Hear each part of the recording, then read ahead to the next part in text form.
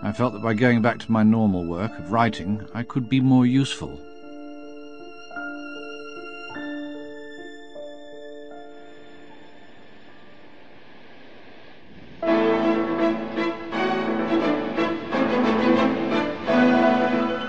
In London, England, with war raging all around them, people need entertainment. But they don't want this. Although it may look like good old-fashioned fun, it's upset a lot of decent folk. The kids playing pigs are leading a revolution against the farmer. It's all based on a new book, Animal Farm.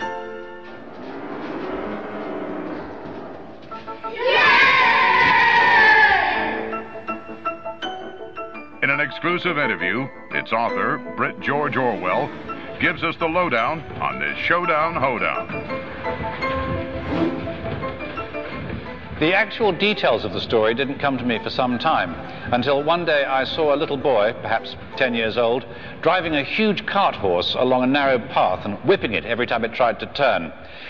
It struck me that if only such animals became aware of their strength, we would have no power over them, and that men exploit animals in much the same way that the rich exploit the proletariat.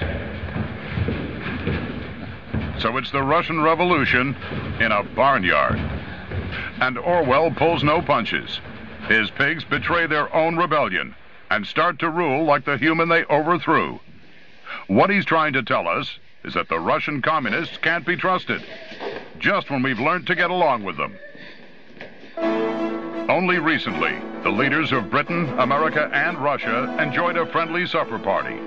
They agreed on a grand design for smashing Germany and signed a lofty declaration ensuring a post-war world free from tyranny. Orwell thought that people were much too much conned by the Soviet war effort into taking a favourable view of the government of the Soviet Union.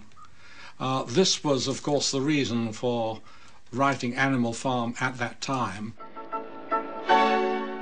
The kids love Animal Farm, but their parents won't get to read it.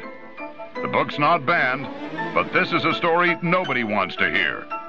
One publisher decided to consult the Ministry of Information, who appear to have warned him, or at least strongly advised him, against publishing it.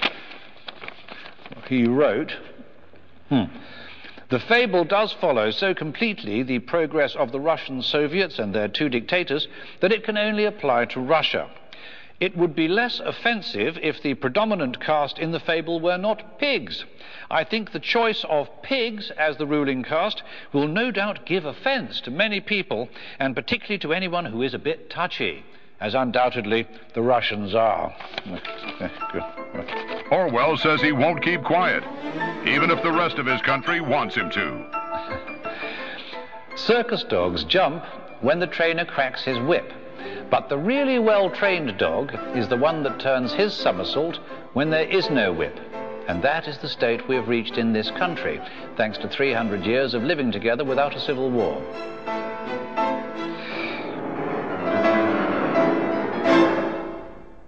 Animal Farm was the first book in which I tried, with full consciousness of what I was doing, to fuse political purpose and artistic purpose into one whole. Some say politics has no place in art. The opinion that art should have nothing to do with politics is itself a political attitude. What I most wanted was to turn political writing into an art.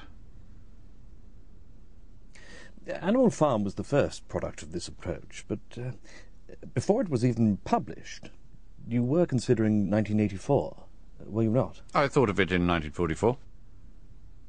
In 1984, true love between individuals is impossible, only hate is allowed, the only permissible love for power. This bleak future you seem to be forecasting for Britain. Could totalitarianism really happen in a democracy like ours?